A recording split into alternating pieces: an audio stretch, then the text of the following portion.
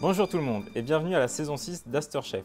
Aujourd'hui je vais vous présenter la recette du palais coco chocolat. C'est une recette gourmande et croquante. Je vais commencer par vous présenter les produits. Donc on aura besoin de crème, de chocolat, de sucre, de farine, de la poudre coco et du beurre. Allons-y, on peut commencer. Donc pour cette recette de palais coco, on va commencer par le crumble qui composera le fond du palais. Donc pour cela, on aura besoin du beurre, du sucre, évidemment de la poudre coco, du sucre glace, une pincée de fleur de sel de Saint-Leu. Donc maintenant on va pouvoir mélanger l'ensemble jusqu'à obtenir une pâte. Donc on mélange bien afin d'obtenir une pâte homogène qui nous fera une belle cuisson pour la fin. Une fois que votre mélange commence à être homogène, on peut passer à la farine, donc farine de blé. Et on continue de mélanger. Donc la recette sera plus facile si on utilise un beurre qui a déjà un peu commencé à ramollir. Le mélange se fera mieux. Une fois le crumble préparé, on va pouvoir le former, donc c'est-à-dire qu'on va soit le passer à la râpe, soit l'émietter à la main. C'est comme vous le souhaitez. Donc pour cela, on va prendre une râpe, la boule de pâte, et on va passer comme ça gentiment, et ça va nous faire des petits boudins de pâte. Donc une fois que vous avez fini de former votre crumble, vous pouvez un petit peu le séparer, il faut éviter que ça se touche, c'est mieux que ça soit un peu aéré et du coup là on va pouvoir passer à la cuisson, donc à peu près 8 à 10 minutes sur un four préchauffé à 180 degrés. Donc une fois que votre crumble est cuit, on va pouvoir le mixer légèrement pour avoir des plus petits morceaux.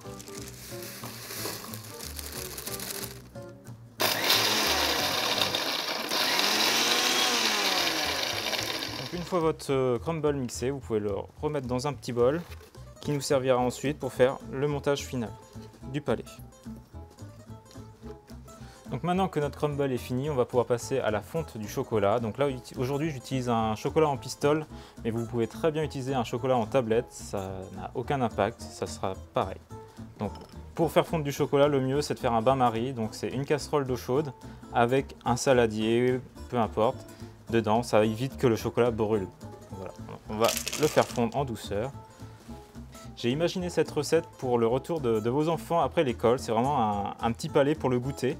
Donc, que vous pouvez aussi réaliser avec vos enfants. C'est une recette assez simple.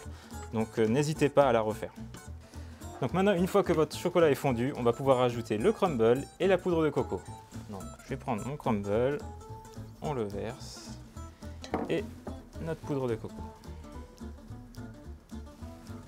Et maintenant, on peut mélanger jusqu'à obtenir un mélange homogène. Donc maintenant que notre préparation est prête, on va pouvoir façonner nos palais. Donc là, je vais prendre un emporte-pièce et une cuillère pour mettre dedans. Et ensuite, je vais vous montrer une petite astuce pour bien aplatir le palais. Donc là, je mets dedans. Donc vous pouvez mettre 1 à 2 cuillères, c'est comme vous voulez, ça va juste impacter l'épaisseur du palais. Ensuite, j'ai ma petite cuillère que j'ai pliée en deux, ce qui va me permettre de vraiment venir écraser ma préparation et avoir un palais relativement plat et bien compact. Et ensuite, on peut soulever.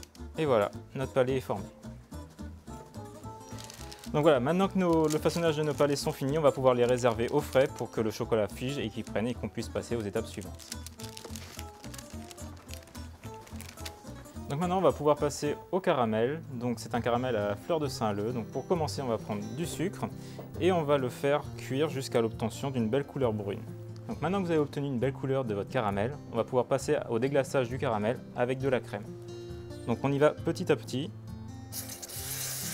tout doucement. Donc une fois que la crème est bien mélangée à l'ensemble du sucre, on va pouvoir passer à l'incorporation du beurre. Ça sera la dernière étape du caramel. Et à la toute fin, on va pouvoir rajouter la fleur de sel de Saint-Leu. Donc maintenant que notre caramel est fini et refroidi, je l'ai mis dans une poche à douille. Si vous n'avez pas de poche à douille, vous pouvez très bien l'étaler avec une petite cuillère, c'est parfait. Même avec un couteau, ça marchera pareil. Donc là, je vais venir légèrement en mettre sur le dessus. Je vais faire un joli tourbillon. Donc maintenant, on va pouvoir passer à l'étape finale, donc l'enrobage des palets coco. Donc pour ça, j'ai fait fondre du chocolat au bain-marie préalablement. Donc là, c'est un chocolat noir, donc vous pouvez utiliser un chocolat au lait ou autre chocolat, même un chocolat blanc, c'est vraiment comme vous le souhaitez. Donc là, je vais prendre ma poche à douille et on va mettre légèrement du chocolat dessus, comme ça, pas beaucoup plus. On va faire sur l'ensemble. Et ensuite, on va utiliser le sèche-cheveux pour venir étaler l'ensemble du chocolat sur le palais.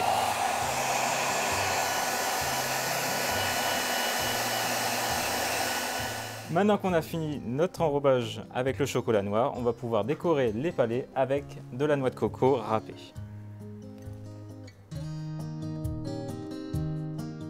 Donc maintenant la recette est terminée, je vous invite à la refaire chez vous et à la goûter, c'est une recette vraiment gourmande, vos marmailles vont adorer, donc à bientôt sur Astor Chef.